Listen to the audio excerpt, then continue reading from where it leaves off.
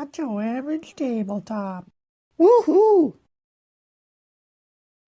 Welcome to Not Your Average Tabletop. I'm Zach, I'm Mac. And I'm Pepper.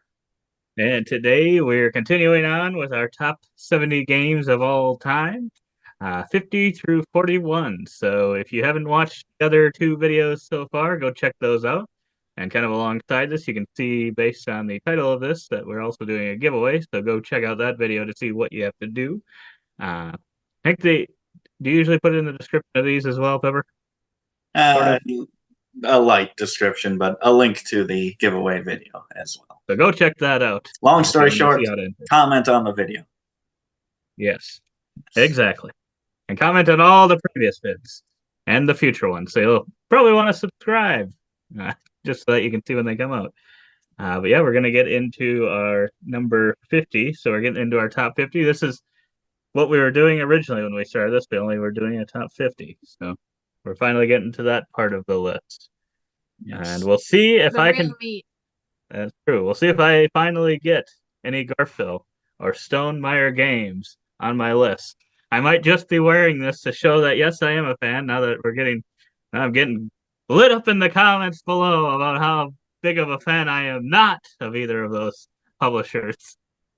But I will say we're finally going to see at least one game from one of them this list. Yikes. Lead us So I off. think Mikhail, lead us off. I think I'll have more than you. Alrighty. Well, my number 50 is a Stonemaier game. Wow. I know, pretty shocking. And that is Rolling Realm. Ah.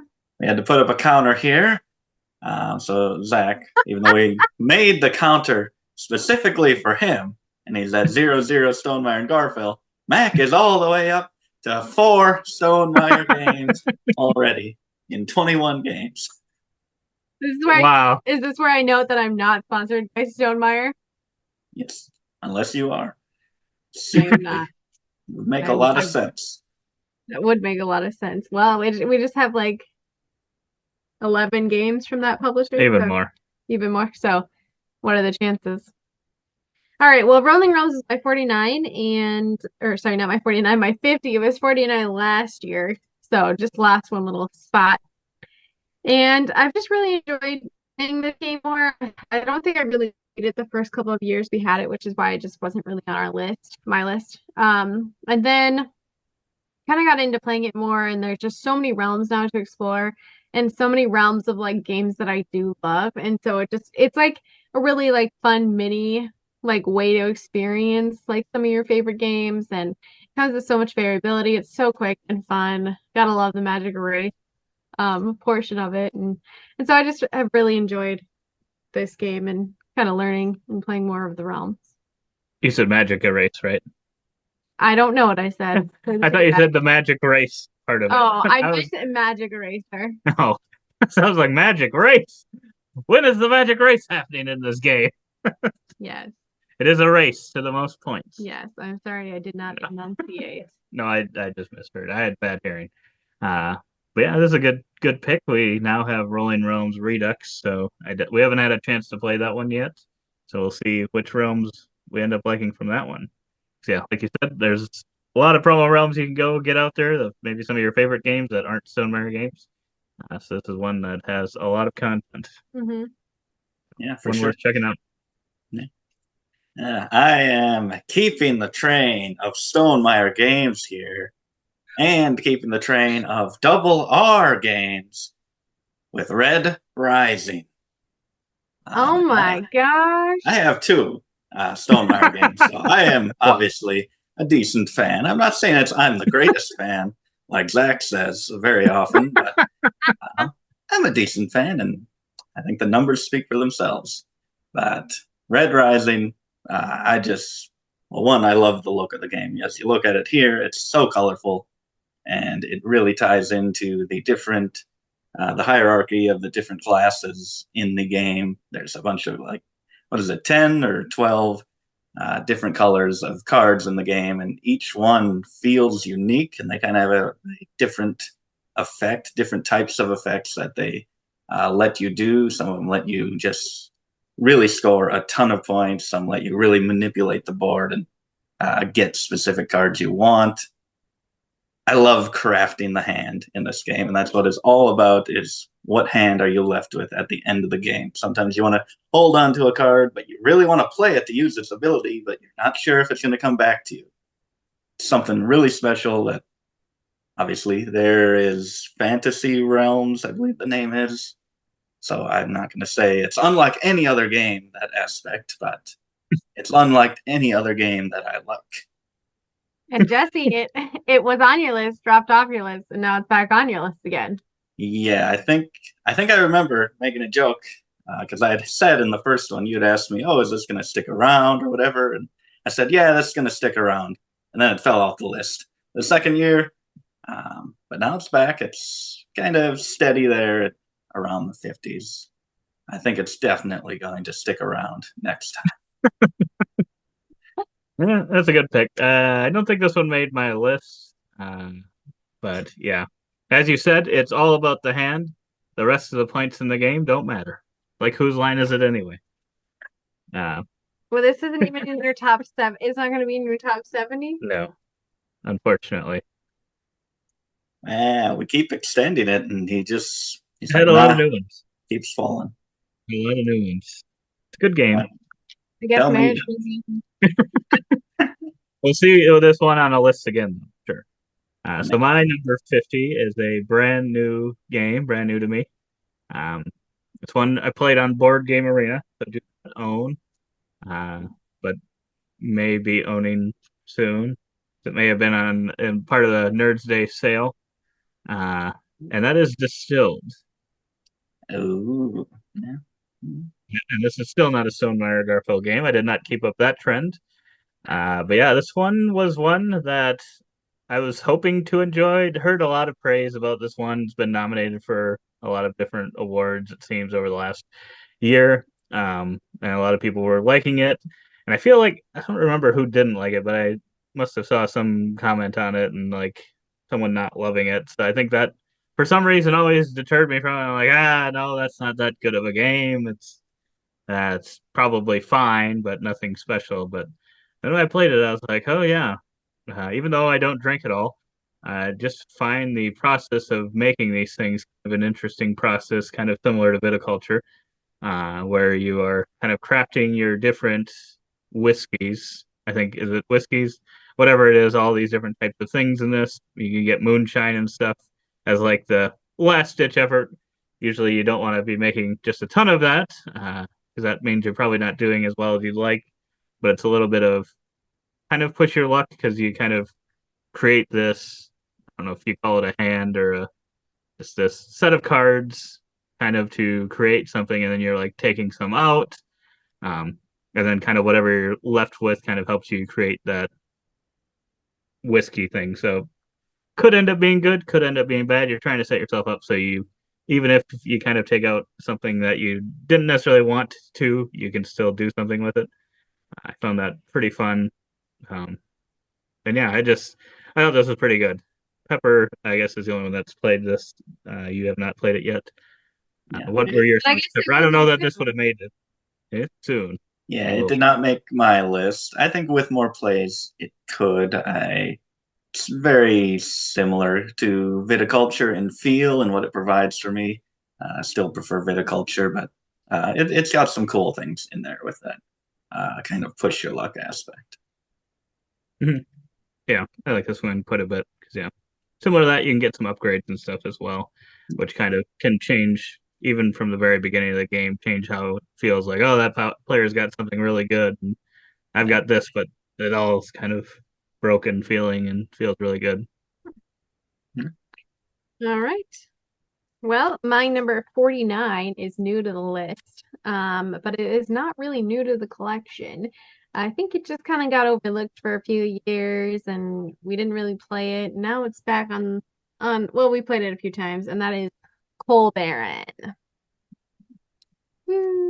Which I think it's better with every gameplay that we do, and then is a game surprisingly that is better probably at a higher player count. So I know we've played this somewhat recently in the last year and really enjoyed it. So I really like trying to balance out like what you can do with all your little pieces, trying to get like the lights and the coals and the different cards. And I've just really enjoyed the puzzle aspect of this one. So Mhm. not the paper money though. That can burn, Jesse. I'm gonna go and I'm gonna take that paper money and protect it. As long as you replace it with anything better. What if Wow. I laminate it? Yes, I'll take that. Nah, Wow. that'd take away its charm. I love the worker placement in this one. Yeah. It's awesome. It was your 54. It was my 54 with crossover magazine. 54. Yes. My 49 is a verb and verb, a flick and magic marker, or whatever Matt calls it.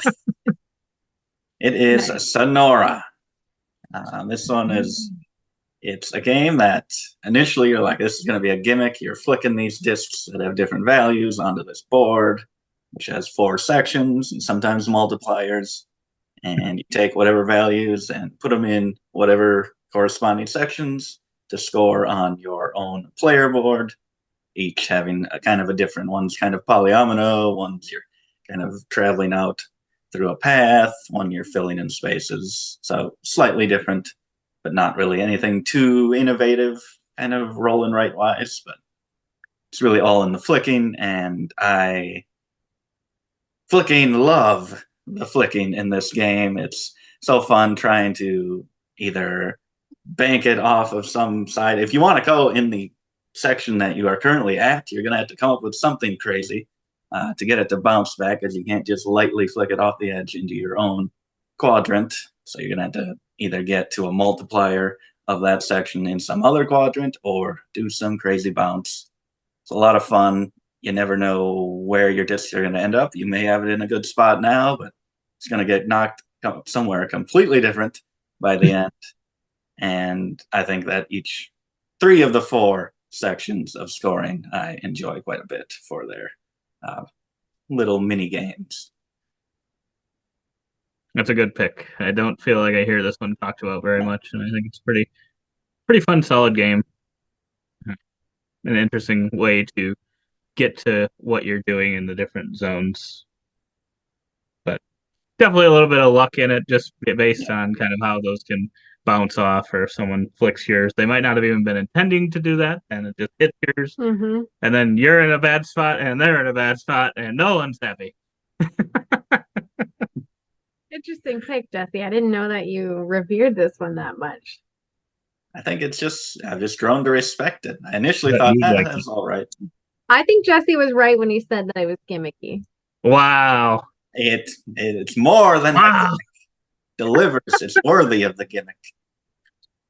You don't enjoy it? I thought you liked it. Oh, boy. Well, you're wrong, Mackie. It's not bad, but it's out of the verb and verbs, it's not the one that I'm going to pick. But it Okay. is unique. It is very different from a lot of other things that we have. So I can respect that. Yeah. I guess it is what it is. Need more content. I think my number 49 is also a crossover with Pepper, I believe. And this is another one Michaela hates. I thought it was going to be one she would like. I don't know if she hates it, but I don't think Turning this into what Michaela doesn't like. I don't think she loved it. And that is coming from Inca and Marcus Brandt. It is Murano. Yes, I was gonna say I believe it was on Pepper's list. But yeah, this one I feel like I haven't played it as much as I'd like to. But it's just a lot of fun. I really enjoy what it does with kind of the shared boat system going around the edge of the board to select the actions, and then just setting up the islands is so fun. I think those tiles are great. I wouldn't even mind getting like a Castles of Burgundy deluxe edition of this game. I mean, the boats are already pretty good and the ponds work, I guess. I would just get wooden pieces maybe for the little tiles that you put on the island would be kind of nice, but Yeah. the cardboard tiles work pretty well as well. And yeah, just the fact that it's like an interactive game in a way where it's I mean, I guess if you played it enough, you might know like what all the scoring cards might be. So then you might know, oh, that person's probably trying to do this. Then you could try to stop them. But I feel like we have not played it at that many times yet where you could definitely know that's what someone's trying to do. So I think it's just fun that you might be just trying to get it to do something for you, but that might be going against what someone else is trying to do. So it's just a nice, maybe not nice interaction, but interaction that's happening that isn't necessarily meant to like smack someone down or something. It's just kind of just what it is. It is what it is. Yeah, and then the scoring of the pawns. You don't have to commit a specific card to an island until the very end of the game. I like that option as well. Yeah, it's a good one. Great game. Good one. Now I just realized I was trying to think. Okay, we got the Stonemaier counter for Zach. What do we need? What's Michaela's thing? And it's hating our beloved game. So that is a counter. That is I can see she was holding her lips there. I don't know what she wanted to say about it. Not true. I don't hate your game. I just provide spicy alternative opinions. Spicy takes. We are the Nacho Average Table channel. I don't know. Did you? I've You're mid on this, I've right? only played it once, and I don't think you were a big fan.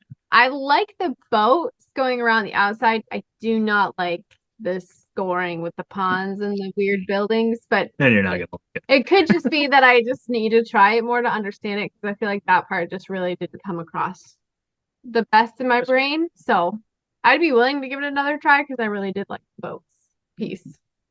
So Yeah. So I don't hate everything, okay? Just spicy opinions. All right, my 48 is Fastpass. Or Space. So this one's still on your list. You haven't played it in years.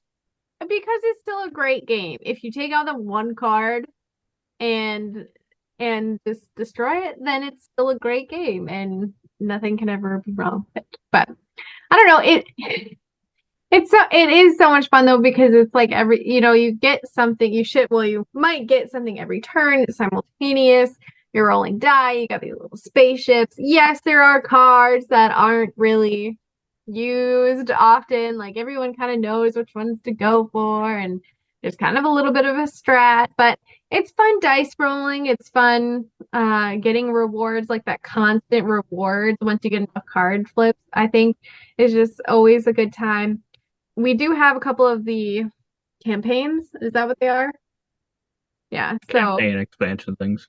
yeah. So I mean, I feel like that's kind of added to it. The few games of those that I did get to play and not complete. So look forward to trying those some more too. I'm shocked. I do not remember this ever being number 3 for you. Yeah, it hit hard that first year, Yeah. unfortunately, but it is still on the list. As you can see, it hasn't kept its spot. Just Time steadily. for my spicy take. It's fine. Take that, Pepper. That's brutal. Oh well, here. Oh, I don't I'm know about about- to. This would be a positive because these are all great games in my top 50. But now I'm going to have to be super negative about this because you love this game, Zach. I'm 48. And Space Base last is year, good. last year I said I was wrong about this game and that I should have given it more respect. But now I admit I was completely right. Planet Unknown is nowhere near as good as a certain other polyomino game coming up later on my list. This debuted Silver at and gold. 16 for me. And it was great. And I love the the Lazy Susan drafting. And again, everyone getting something on someone's turn, except in this time, unlike Space Base, it could be bad for you. You could get tiles that are way too big or just don't fit into your Wow. planet, which is part of the fun of the game. But there's just, I love all the game and the mechanisms, all that. I just, at a certain point, I'm like, what is this game? Like, what are we earning points for? I guess columns and lines and maybe some cards, but you got a bunch of tracks, which I'm like, is there really, what's the focus of the game here for me? Is just what I've grown to question a little bit. I feel like the tile placement maybe isn't as important as I would like it to be. A lot of tracks in this game. And at the end of the day, does it matter? That's what I say. As my Wow, one negative wow. as to why it's dropped. Otherwise, it's a great Disagree game with this with a rating. great production, and a great drafting system. Well, you don't get to play the expansion now. The Super Bone. No, it's still on this list. That's true. Still It is good. still in the Really top good. 50. He just probably hasn't played it and remember how good it Yeah. is. That's true. Yeah. Lack It's- focus, and then he it is- names some of these other games. Like, yeah, okay. It is fantastic. It's a good game. Let's hear it. What's yours? Oh shoot, I forgot. I'm up. You're up. This is another new game. And this one I believe is also a crossover. This time with Michaela. This is one Jesse has not played yet. And you can see it's barely someone in shot. Port Gully there is on the cover of this game, and it is Stone Spine Architects. You got the name right. Yes, still no Stonemaier Garfield game to be found. But this is probably another company that I don't know that they have many on here, but I do like all of their games pretty much that I've tried. That's Thunderworks Games. They make a lot of great ones. And it's in that same world that they have all their games in. But this one is a drafting game. It kind of reminds me of Bunny Kingdom in the drafting style. At least as a two-player thing where you're adding a card and discarding cards and stuff. Maybe not quite as interesting in the discarding as Bunny Kingdom, I would say. Oh, yeah. That one is you can make a little bit better decisions than this one. It's like, they could maybe want this. I don't know for sure if they want this one or not, so just kind of discard it. But yeah, and then the other player counts too. You just drafting normally. But yeah, just putting together your dungeon is just kind of cool. Trying to make a path that kind of goes through every spot if you possibly can, and goes into the entrance and exit, so that you can kind of maximize the points. Just matching kind of some. You're trying to fulfill kind of a little grid thing that you get at the beginning of the game to have the symbols in those rooms, and then you just kind of gain some extra goal cards throughout the game. That you're trying to complete as well. So just working on all those things is a lot of fun. And then, Good adding one. the little tokens is pretty cool as well. It is super fun. Yeah. And Yeah, it's awful when you don't get a super ton. That is the one thing. Sometimes it seems like not quite enough comes out, but More secret tunnels.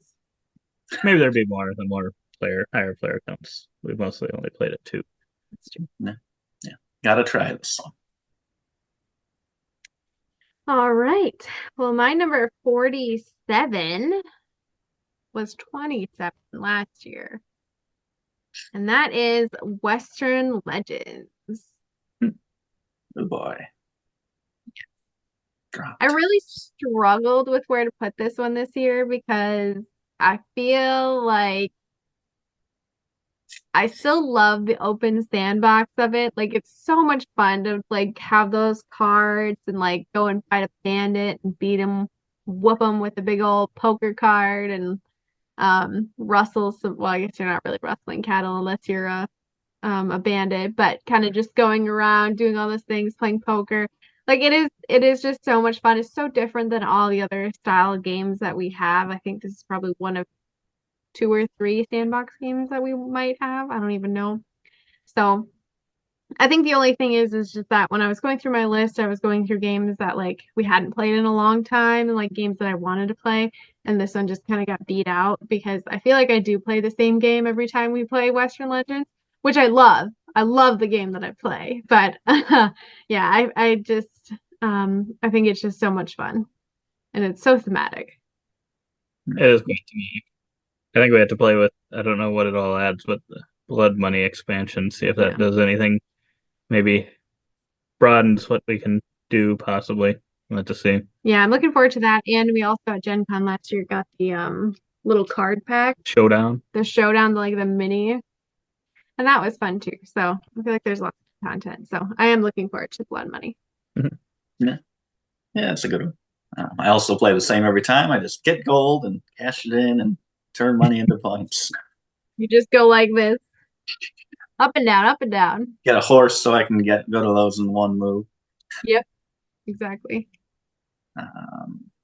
My number 47 also has some shooting in it, except it's just mainly one person that is sniping some baddies.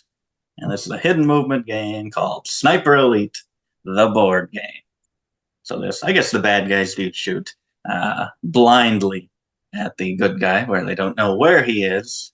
One player is playing the good guy, who at least we think he's the good guy. He's fighting Nazis.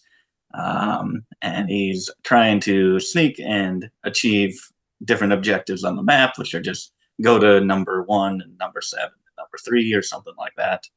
So he's sneaking around, trying not to make noise, and the other player or players are controlling a bunch of different bad guys who are scoping out the area, trying to search and find and narrow down where he is. And I think they have to shoot him, hurt him twice to win, and the good guy just has to complete his objectives. And this one, I think it's fun from either aspect. Obviously, I probably prefer the shooter and pulling those awesome poker chips from the bag, or a really cool sniping mechanic system. Love bag building, and pulling from a bag is always exciting for those stand-up moments. Haven't played this one that much recently. Definitely not one you can solo. It can be a solo game. There is a solo mode, but just seemed like a lot to add to a decently simple, straightforward game. But this one's really cool, and looking forward to playing it more. Yeah, I liked this one quite a bit as well. I was shocked that it's been on this for 3 years. It doesn't feel like it's been in the collection that long. It's pretty crazy. But yeah, that's a good choice. It's a unique feeling game. Then I will go to my number 47. I think this one has upped quite a bit for me. We will see if there's a bit of a resurgence this year, because I think we're hoping to play it a few more times. That is Brass Birmingham. No guns in this one that I'm aware of. But it does have poker chips. There are poker chips, so that we kind of have poker chips in all 3 of them. There we go, 3-way crossover. Wow. But yeah, this one's kind of just slowly falling for me, mostly because we don't play it a ton. But I do really love the network building in this one, and kind of just trying to utilize up coal and cover. I just find that fun when you can set that up and get tiles flipped over and be scoring them, and just trying to figure out like what things to build in kind of the first half of the game, because if it's like era 1-1 tiles, they like get cleared out at the end, so you kind of want to I don't remember what the action's called, but kind of clear some of those tiles out of the way first, so that you can kind of get to your better stuff to keep it out on the board to score multiple times. I just really love the building of those routes, and I feel like the more we play it, the more comfortable I get with that and knowing the rules, because there's kind of that is the one thing that I think maybe makes it a little tough sometimes to go back to, is the like I believe copper can be kind of taken from anywhere, and then the coal has to kind of be directly connected to something that's utilizing it. So just kind of some tough rules to maybe remember, because they're kind of treated differently, and kind of the barrels are a little bit different too. So they're all kind of a little different, which just makes it a little harder to remember when you don't play it over and over consistently. Yeah. But yeah, I look forward to this. One's on our 20x5, so hopefully get a couple more plays of it in this year. Yeah. We played it. Maybe it'll go back up. 47 is my favorite number though, so who knows? There's something. All right, my number 46 was 57, and I think that it's going to be my very first Garfield game. So I've got more on the board than Zach even at this point. And that is Wayfarers of the South Tigris. There we go. There you go, Jess. So I really enjoyed it. It is probably a heavier game in our collection. This was on your list last year? Yeah, it's 57. We've had this for 2 years. My goodness. Wow. Okay. Yeah, so I feel like this was a pretty heavy game, and then I played Scholars of the South Tigris, and I was like, whoa, Wayfarers is not as heavy as Scholars. So, which it probably isn't that heavy. We've only played it once, and I was just totally like when we played it. So I really enjoyed Wayfarers. I really love the set collection. I think you would call it, of like trying to get the beaches and the shores and I don't know. You just need to get certain icons for certain things, and I enjoy like the way the card kind of structure is played with the little meeples, laying them down, picking them up, kind of like going through that, and then using the dice to take actions for certain numbers. And so I feel like this game just really flows super well, because once you get into it, like it does move super like efficiently. I feel like these are your turns, and there's some thinkiness to it, but I really enjoyed what this kind of brings to the table without being like too much. It does just kind of have that constant flow because you'll always kind of at some point take that action of Yeah. like resting or whatever. Mm-hmm. So I think those games always are. It's always nice when they have that because it just makes it so it's not like there's ever a dead stop for a round or something. Yes, I love that. Not going A to be good on pick. my list. Not going to be on my list, but What? at least someone is finally representing Garfield Games. Have you played it yet, Jesse? This game? I have played it once. Surprised that you guys like it so much. I think it's on both of your lists last year. Topping out some good games for Garfield. My 46 is a T game. If anyone saw the result of my accidental double click earlier when I went to this slide, my 46 is Tekhenu, Obelisk of the Sun. This is easily my favorite T game that I've played. Teotihuacan is pretty good, but maybe with more plays it'd be on here too. But this one, something just clicked with it for me, even though there's some parts of the board that I completely ignore in the game. The parts that I do like to play with, mainly kind of getting the statues out there and getting the production buildings out, as well as getting these special cards for endgame scoring or getting a bunch of resources, is just really juicy to me. Feels very rewarding, as well as having a really cool mechanism with these dice and how they, as the obelisk kind of rotates or whatever, dice get more or less valuable based on whether they're in the shadow of it or in the light. It's just a really cool system and a pretty nice production too, with a bunch of very bright player colors. I think they have pink and blue and orange, which I like, and I think it actually kind of works with the overall beige look of the game. Yeah, for some reason, Board and Dice just likes to do that with their beige games. I don't know why, but a bunch of colorful pieces reminds me of Toletum, where it's just kind of a really blah beige board. And the dice are even kind of more beige than the ones in Tekhenu here, and then you got the player pieces that are bright colors. Yeah. But that's a good pick. That one's, I think, one we have to play more. I don't think Michaela's played this one I have not. I am afraid to play it. yet. Wow. You were probably afraid to play Tekhenu, though, or Teotihuacan. Yeah, I was less afraid to play Teotihuacan, but I remember watching you guys set up Tekhenu and just thinking like, no, nope, this looks way too much, because there's like 8 different areas on the board and all these little pieces and stuff, and I was like, whew. So Well, someday we'll have to have a T-series gameplay. yes, I do have to learn this. So yeah, my number 46, like I may have said earlier, maybe we need a counter for this, Thunderworks Games, because I guess I've got 2 of them on this alone. And it is Cartographers. So it's also in that role player universe. You can kind of tell the artwork's probably similar.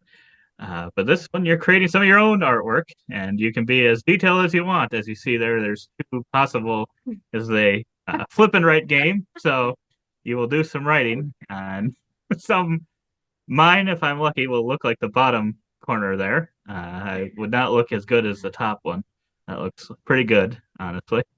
But yeah, you definitely need to play this game with colored pencils or some sort of colors, I think, for trying to draw things out with a pencil. I think that's just a little too difficult unless you're a really good artist, which I'm not. I think the pencils really make this game pop, make it a lot funner. Um, and that's something they introduced. I think if you bought like the Heroes and thing, whatever. I don't know if just the Heroes expansion also has just colored pencils as well. I know the original cartographers did not. I think I just had pencil. Mhm. But yeah, that was a good change by them. Yeah, it looks like this one kind of stayed pretty consistent. It jumped down. I must have had a good session or two of it that year, I guess, because otherwise it's been right around the same spot. It's a solid game. We'll be hearing about it some more later, I think. But yeah, one of the top verb games I think out there. Still, it's a lot of fun. Nice. Good pick, good pick. All right, my 45 is a game I recently got another W in, and it definitely is a base game killer. Yams? It's not Yams, it is Splendor Duel. And I can't say that I'm a huge fan of the original Splendor. It's fine, but ever since we got Splendor Duel, I was like, this is so much better. I don't know if it's just because I like playing it one-on-one or if it's just simplified the way the grabbing of the gems works. I think it's just a little bit more interesting to me in this game as opposed to like just grabbing, what's available type of an idea. And then the scoring with either the crowns, the 10 points in a set, or 20 points overall, I felt like is really cool too. So I think we've had a lot of fun playing this one with and I've just really come to enjoy it as a two-player game. I'm always playing with you, so specifically with you. But I think we have good back and forth on this, and I think the gameplay and the mechanism for what this is gives you Splendor, but better, maybe. Yeah, I think the multiple win conditions is what makes this one better than the original. I really like the original, but that is one of the few games one of the few games that I feel like I never win in. Like never. Usually I can get like a win every now and then in games, even if I'm not that good at them. But for some reason, Splendor I can never win. I don't know if I'm trying to just liking piling up the things, but I don't know. The multiple win conditions in this one I think make it a little easier for me to focus on that. Whereas that it's just a little bit different, I think. So Yeah. it's a good pick. I don't think it made my list, but this is on our 20x5, so I could see it maybe sneaking in by the end of next year because it does seem to be kind of going up in my mental rankings as we play it more and more. Nice. Yeah. That's another one where I'm like, this has been around 2 years. What the heck? Yeah, I don't know where the time has gone. Usually I got a good gauge of what years they're in, but now that we're this far into it, I'm completely lost.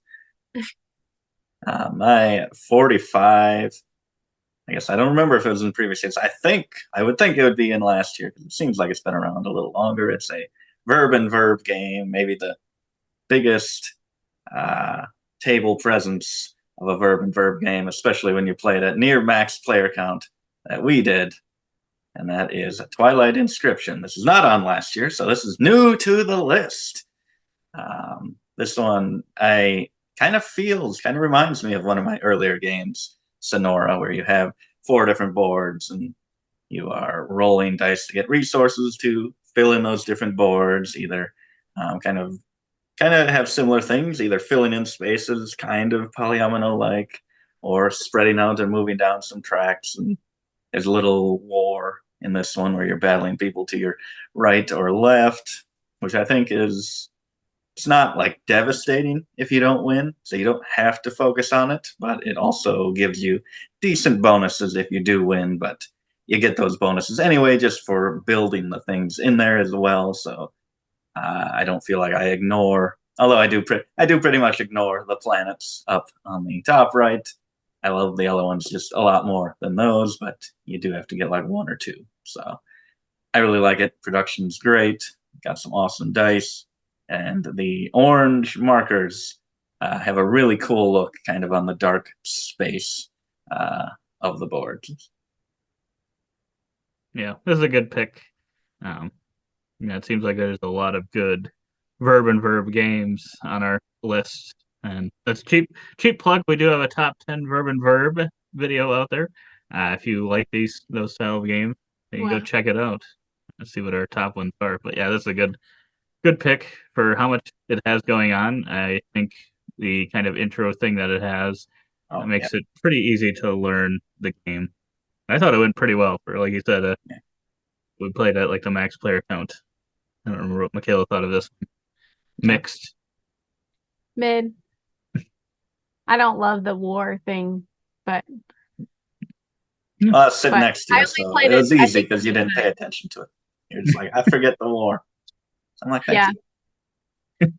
That's probably why you like it. My number 45 is sticking with the Flickin' Right.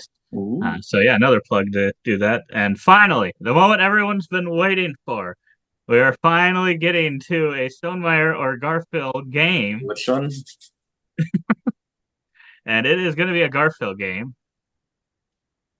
It's got two big sheets. When you were starting to describe this one, Pepper, table presence Oh. taking up a lot of room, I'm like, he doesn't like this game this much. And it is Hadrian's Wall. There's a flicking aspect. Did I say flicking right? I said flipping right. Oh, Sorry. okay. I was We're both so we're both confused. I was like, mishearing. seriously, We're no. both mishearing. Flip and right.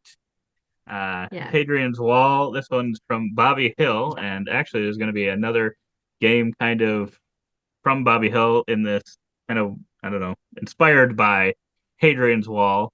So I'm looking forward to that coming out eventually because I thought Hadrian's Wall was already pretty good. So hopefully that one will also be good. But yeah, in Hadrian's Wall, you can see there they actually have maples in this one, and usually Verb and Verb games don't have maples. So Garfield had to do it because they're known for using them for many things in their game, and they're kind of just a currency to help you pay for and cross off these different things. And there's just a ton of like these chaining bonuses, and I just really really love it. I still don't have it figured out at all, but I always enjoy my plays of it. I think this one's actually on Board Game Arena, but I don't know that I've ever actually tried it on there, so may have to do that at some point. I'm shocked this one fell that far, and I'm also shocked this one feels like it's been around longer than 2 years. Yeah. So unless it missed out on my list the first year, I don't know. Maybe. But yeah, this is one of my faves. Yeah, it's a good game. I thought about putting this one on here, but I pretty much ignore like right most things on the right sheet because I'm just too confused and scared to use them. So once I get those figured out, but everything else about this game I love. By the time you get those figured out, we'll buy Anarchy by Bobby Hill. All right. I'm sure that's already in the mail. If it's in the mail, they're sending us an early copy, so that'd be awesome. That would be Well, they ain't gonna Make be it sending us happen, early champ. copies now. We hyped up you got one Garfield game and 26 games. Come on, Garfield, you gotta send us more games, so I got them all on this list. amazing. Send us Scar Bray and Anarchy. All right then. I guess what it's called. Okay. Well, my 44 is Bunny Kingdom, which everybody says I don't like, but I do like. I don't know why I get that hate on it. In fact, I like it more than Zach. So there we go. But Wrong. and I think the In the Sky expansion really kind of brought out something new to this game. Not that I liked it as the base too, but I think the wondrous resources and the coins add another interesting take to it. And we recently played it over the weekend, and I had a lot of fun. The card drafting for this is just it's so good because it's just like, which ones do I take? Which ones do I pass? Which one, if you're in a two-player game, which ones do I discard? Like trying to figure out so hard, like what to do and how best to score it. And I think that's just really unique and fun to try and draft those cards as best you can. So, Bunny Kingdom. It's a good choice. Obviously, I had it. I think this will at some point, may have to wait a while, may have to subscribe to see our future vids. Maybe a three-way crossover. I think someone likes it more than me at 44. I don't know. We'll see. He liked Yahtzee, so he Maybe can't it have will be either. his number 44. Is it a crossover? My Oh, 44 is not a crossover. I don't remember everything we've done so far, but I guess we'll see on this little convenient little crossover counter that one of our commenters suggested. My 44 is a game that I don't know if I had it last year. I think I might have, confusing it with the Dice Tower Awards, because we didn't have it when we made our predictions for the Dice Tower Awards. Got it right after. But I think we did have it for our top 60 Cascada. We did. So I did have it on my list last year. This one had a lot of hype around it, and I didn't believe it. I just looked at that and I'm like, this is just like every other tile placement game. There's a billion of them. Every other nature game, there's a trillion of those. And we played it, and it's really cool. You have kind of multi-layered tile placement where on the bottom tiles you're trying to create groups of terrain type and try to have the largest of each group. And then on top of those, they have printed on the tiles which animals can go on those tiles. And you're drafting them in pairs, a tile and an animal. And each of the animals has like four or five cards in the base game. I think they might have more in the expansions as to how they even score. So sometimes the elk, you just want them like in a straight line. If you can get 2, 3, or 4 of those, it'll be up to like 15 points. Some of the times the bears want to be in pairs. Sometimes they want to be in trios. It's really cool trying to manage the tiles and the tiles on the tiles. It's so unique. That is a very solid pick. Mm-hmm. I don't know if That's a good explanation of the game too. do you like it as much? I guess we'll see. I don't know. Okay. I know we'll see this one later for sure. I'll confirm. But yeah, this is a great pepper, and I felt very similarly in the fact that I thought this is another overhyped nature game, but then might have changed my thoughts once I played it. Well, we need to play a 3-hour game of it like they did at the World Series of Board Games to really. Yeah, that's true. I guess you could take it to the next level of play. Then maybe I wouldn't like it much. But yeah, good pick. And keeping with the nature type feel to games, I think this one might be a crossover. I can't remember if this one was mentioned earlier or not. But I think it would have only been mentioned by one person. And this one has been pretty popular. But to say it's Earth. It is Earth. No, it is not a crossover. I thought maybe it was. I couldn't remember. But yeah, this is a game that's been one of the hotter games. It's maybe cooled off a little bit recently, but maybe not, because I think there was a recent expansion Kickstarter or something that did quite well, so maybe it isn't. But it's a game where you are building out a tableau of kind of different plants and things, mushrooms, things like that, and they kind of each card kind of triggers and does some abilities. There's different kind of colors. So based on what actions you're taking, it kind of activates certain cards in a certain order. So you're kind of trying to not only build out your tableau of different things, but kind of get them into unique or certain, I don't know, shapes, patterns, so that you can activate something in order to maybe activate something else in order to do that. It's just a lot of fun how you can kind of chain some of those things together a little bit, trying to build up your little stocks of plants there to get some extra points and stuff. It's just a lot of fun. I always like the games where it's got they call it a follow action, where you choose an action and then everyone else kind of gets a lesser version of that. I don't remember. Maybe it's got a different name. Let us know in the comments below. But I always like those style games, and this one does that pretty well as well. I have not played this game yet, so I thought you were going to say Ark Nova. No. All right.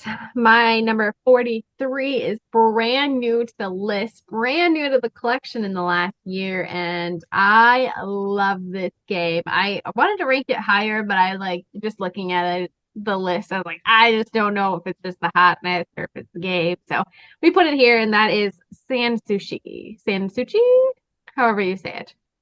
But I've been having a lot of fun with this game, and it's honestly one that I'm like, can we play this one again? Can we play this one again? Like, I'm probably super annoying, even though it's like pretty much the same game. The only difference is really what your kind of starting goal card is, to try and identify where in the garden you kind of need to get to.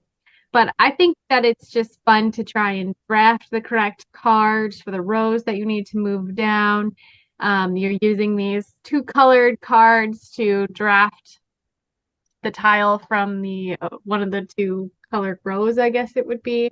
And then depending on what tile, you have to put it in kind of alignment with what kind of a garden feature it is.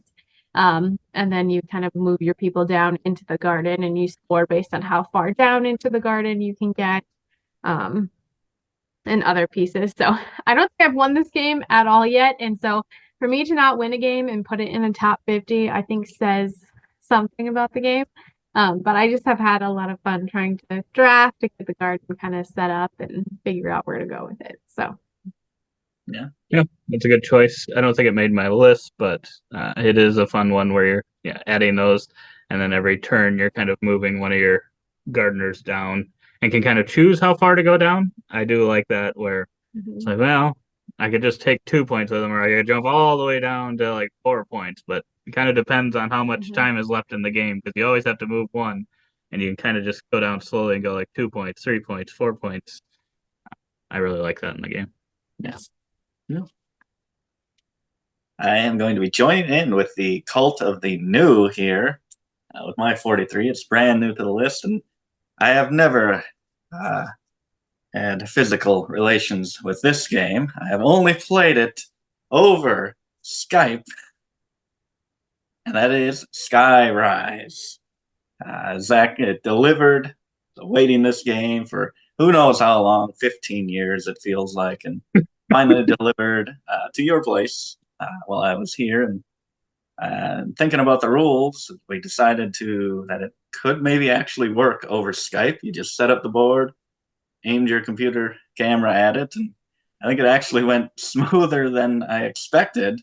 It worked very well. Of course, it helps when you have a Rodney Smith video to explain all the rules and make everything clear, but it is such a straightforward, for such a twisted, kind of unnatural way to bid. It's actually very approachable where you're doing a spatial bidding. So you have these different spots on the board, like this red spot, this yellow spot, and a bunch of different buildings of different values. Start off player 14 on the red spot, and someone can outbid you with a higher number, but they have to go to an adjacent space on the board. So you're changing what you're bidding for, and you really got to think ahead. Okay, I want this spot, so I shouldn't start there. I should wait and work it around to snag it later in the draft. It's unlike anything that I've experienced in another game. I haven't played. I think it's based on an older game, but I haven't played that one. So this is a brand new, very cool mechanism for me, and it looks fantastic. Yeah, this is a great choice. Did not make my list because I only played it the one time, but with more plays, I could see this one definitely being on my list because I really like that bidding, the way that works as well, kind of going around, and then you can kind of sometimes know you're kind of sneaking someone towards like this cutoff area, and then you can kind of automatically win some things sometimes. So trying to set yourself up for those types of things is cool. Knowing you have the hammer to win no matter what type of thing is just a lot of fun. This one's really good, and the production is top notch.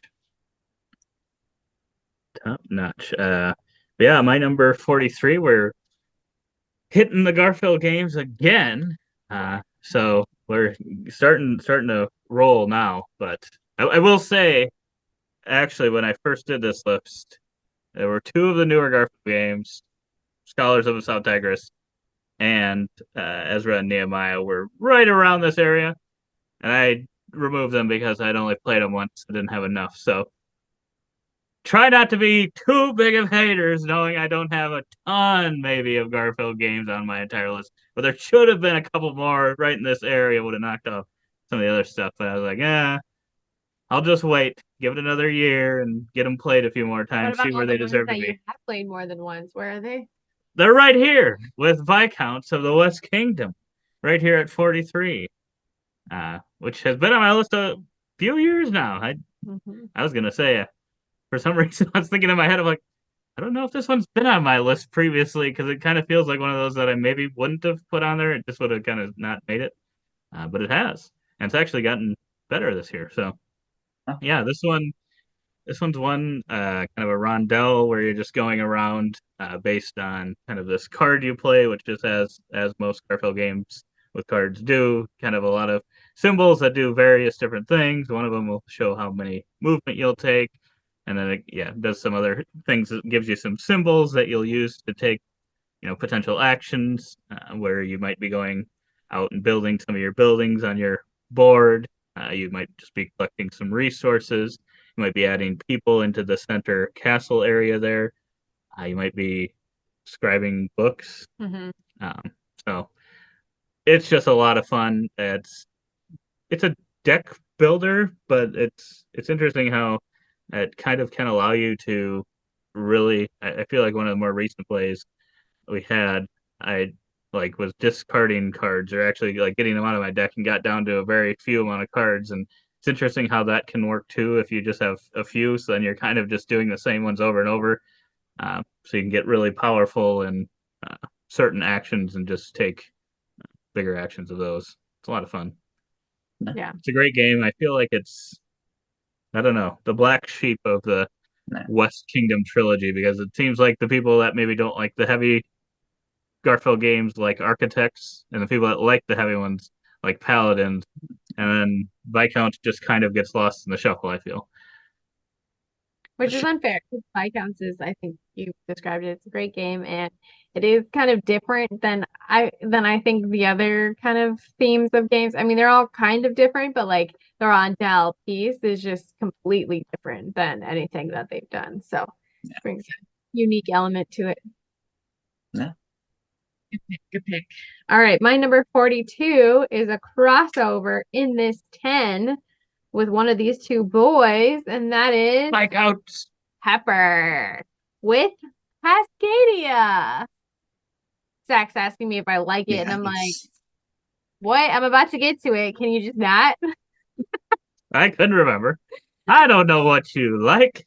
You're a great. I thought you liked Sonora. You're a great husband. All right. So Cascadia is everything that Jesse already said it was in this video, and I completely agree with him. I didn't really know what to think of it, but it's so simple, so streamlined. It's just like you take your tile, take the animal, like you can only place these animals on it. Then they've got these great variable scoring cards. You can kind of switch up your game every time and try for 2 or 3 bears or all of the elk in a row or no eagles next to each other. All these weird things that make the scoring and landscape tile drafting piece really fun. I also adore the pine cones. How fun are the pine cones? Like, just get the pine cones and trade them in for something else that you want. And I love that aspect of the game. So Cascadia is a great game. And we have not played a 3-hour version of it, but I do enjoy when we get this to the table. Yeah. It's always a really close game. That's probably one of the things I like about it most, is it always seems like scores are within 5 points of each other, at least in our games. Yeah. But yeah, we don't play the 3-hour version, so maybe we did that, we'd have a little more variance. But yeah, this one was so good, I was almost tempted to have it in back-to-back Not Your Average board game tournaments, but did not. Such a good one. Such a good one. I am going to return the favor here and have a crossover with Mac, not from this 10, but from one of the previous ones, I believe. And that one, I think, also will be a 3-way crossover eventually because someone likes this even more than us. And that is Castles of Burgundy. This deluxe edition has really done wonders for the game. I really liked the gameplay previously. Thought maybe it's a little long. Now that I have all these cool toys to play with during that 4 hours, I'm not complaining anymore. 4 hours. Wow. Oh, It's Pepper. it's for being a pretty big game with a lot of things you can do, and I'm sure experts would demolish me. It's so there's a lot of strategy there, but it's pretty approachable. You're just rolling your 2 dice, and you do something with each of them, and that's pretty much your round there. There's a lot of the rounds, but it's fun. The dice determine which tiles you have access to. You can adjust the dice. And then they also decide where on the board you put them to. They also decide what you sell. It's just very easy to grasp. I mean, you're just looking at these different things, and wherever there's some pips printed over there, you're like, oh, I bet that's what that does, and it's exactly what it does. It just clicks. It just makes sense. Very cool game. Very solid choice. And yeah, it can sometimes there is a little bit of luck of the roll, but yeah, most of the time I feel like in this one you can find something that you want. Yeah. Yeah, I think it gets hairy towards the end of the game, probably in the last. Or the ends of rounds at least. Yeah. That's probably the biggest point. Mhm. But But she's still overall, fun. She's pretty. It's got cows. can't go wrong. Let's go get Lots of different go get boards. the 3D pieces. So much content. Get some sound bases for them too. Moo. Yes, Dwellings of Eldervale stuff. Good choice, Pepper. My number 42, I will, even though you did not cross over with me, I will return the favor to you, Pepper, and cross over with you from previous time. And this is new to my list as well. It can be played with just a deck of cards. Michaela finally got a taste of this game, and it is Regicide. Everything, if you've watched that video and remember, everything Pepper probably said at the time, it's just so much fun trying to take down the Royals. Using the cards, and each suit kind of does something differently, and once you know what each suit does, it seems so simple. Where some of them double the attack, some kind of defend you from future attacks coming back at you, and then just kind of managing your deck of cards and the cards in your hand. I think it just all works together so well. There's sometimes you could get really unlucky with the draw of how the different people come out. You could just get kind of diamonds back to back, and then you're not able to draw back up. So that could mess you over. But that's just, I feel like I haven't had that happen enough times that I'm like, wow, that's just terrible. To you just kind of have to plan and hope for the best sometimes. And yeah, I can't wait for Regicide Legacy. I'm looking forward to it. Could this have made your list, man? If you had played it. I don't think so. Not No. after one play. I think it would need more than one play. Just because we got attacked by a bat in the middle of playing it, so I feel like that just totally threw off like the rest of the game. Like I did not know how we won. Like That's I thought true. for sure we were goners. So Yes, behind the scenes, in between, shooting this on Zoom, and we apparently only have so many minute sessions, and in between, we tried playing this after talking about it, and a bat was in the basement here with us. So that was very joyous. Yeah. A great experience, one might say. I like the duck though, so we'll leave it there. All right, my number 41 is actually 2 games, but you'll have to forgive it because it's like the same thing but different. So it is Fox and the. Okay, Jesse, you started this trend. It is. I think I might have started it this time, but Okay. we'll blame him. It's him from the OG. Go back and watch those. Everybody will agree with me. All right. Fox in the Forest and Fox in the Forest Duet are my number 41. And Jesse, I didn't even put it on my list, and you got that it was both of them. I don't know how you did that, but good job. He knew based on the 33-32 last year. 2 years ago, right? Yeah, 2 years ago, sorry. Which I think is a crossover with you. Yes, it is at 66. And this was Fox in the Forest was one of the first trick-taking games that we brought into our collection, and I think we've just been having fun with it ever since, for years now. It's one that we like to pull out, and it's fun to competitively go against each other. And then I also have, you don't enjoy Duet as much, but I also have fun when me and you cooperatively to try and get all of the things cleared off in Fox in the Forest. It's unique. It's trick-taking, which is basically what I grew up doing, is playing trick-taking card games. And this adds a nice spin to it, with the points, how many tricks you get. So I love Fox in the Forest and Fox in the Forest Duets. Quick, simple, love it, travel with it. Yeah, and I noticed since when I had it on my list and now, between those two times, it is on Board Game Arena as well. Correct. Yeah.